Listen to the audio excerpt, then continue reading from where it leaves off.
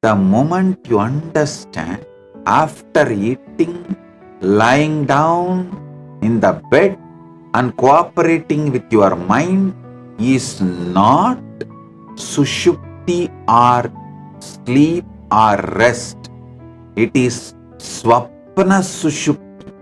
You dream as if you are sleeping, and that is never going to help your body to recover, rejuvenate. Just like addiction to the intoxication, sleep after food is intoxication, not healthy support for your life.